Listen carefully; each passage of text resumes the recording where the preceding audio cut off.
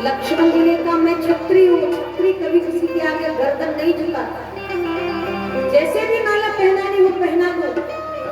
एक ने कहा हमने सुना है आप शेषा अवतार है, कहा तो जहाँ सिया जी खड़ी है उसी जगह को थोड़ा ऊंचा कर दो। लक्ष्मण जी ने कहा बारिश क्यों, वो जगह ऊंचा नहीं होगा जहाँ की राम जी खड़े हैं। यदि वो जगह ऊंचा करेंगे जहाँ सिया जी खड़ी है तो वो जगह भी ऊंचा होगा जहाँ राम जी खड़े हैं। अब क्या करें? सिया जी ने कहा सुनो लक्ष्मण, ये मिथिला है और मिथिला की सखियां छोड़ेंगी नहीं। धनुष टूटते ही मैं तुम्हारी भाभी माँ बन गई। अब तो सिया जी के डर से लक्ष्मण जी ने कहा देखो एक पुष्प ले आओ दौड़कर। सखियां गई पुष्प ले आई। लक्ष्मण जी ने कहा जैसे ही भैया राम के चरणों में हम पुष्प चढ़ाएंगे, भैया राम हमें उठाने के लिए झुकेंगे, सिया जी से कहना माला डाल दो गले में। सखियां गई दौड़ी दौड़ी गई और पुष्प लेकर आई, लक्ष्मण जी को दिया। लक्ष्मण जी राम जी को चढ़ाने लगे चरणों में। लक्ष्मण जी राम जी ने कहा अरे लक्ष्मण ये क्या कर रहे, दिमाग खराब हो गया तुम्हारा? क्यों? तारे ये तो एक को झुकाना चाह रही थी, केवल हमें झुकाना चाह रही थी, तुम जो कर रहे हो दोनों की बारी आ जाएगी झुकने की। लक्ष्मण जी ने कहा हमें माफ कीजिएगा ये हम नहीं जानते, लेकिन अब तो हमें पूजा करने ही दो, प्रणाम करने ही दो। राम जी ने कहा तो क्या यही वक्त था तुम्हें प्रणाम करने का? कहा भैया अभी तक प्रणाम नहीं किया, आप विश्व विजयी हुए हैं, धनुष तोड़ा है आपने। राम जी ने कहा चलो खड़े हो जाओ। कहा बिल्कुल खड़े नहीं होंगे, आज तो उठाना होगा। अब राम जी करे तो करे क्या? अब तो राम जी लखन लाल जी को उठाने के लिए झुके। इतने में एक सखी ने अंगूठा दिखा दिया। क्यों?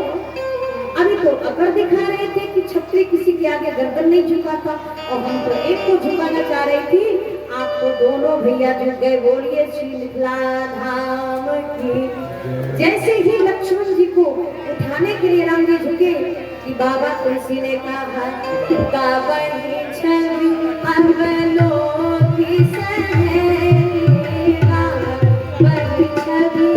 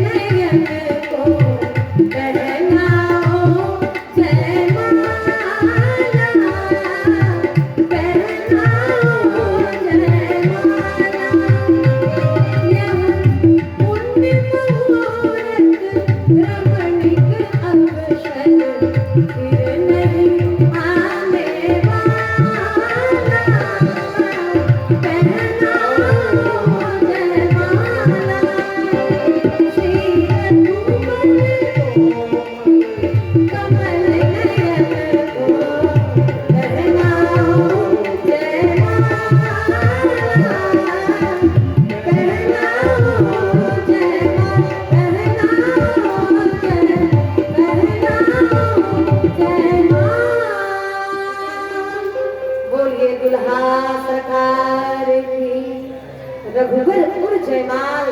इस प्रकार भगवान के गले में माला पड़ी। अब आज दूल्हे दुल्हन को दर्शन करने दीजिए एक दूसरे का और सारे मिथिला के नर नारियों को।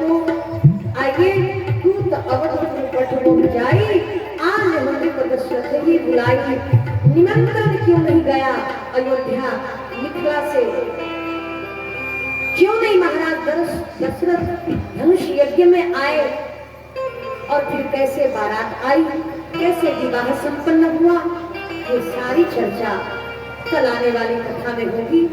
सब अपने अपने जगह पे खड़े हो जाएंगे, एक प्यारा सा मिथिला भजन हो जाए, उसके बाद भगवान की आरती।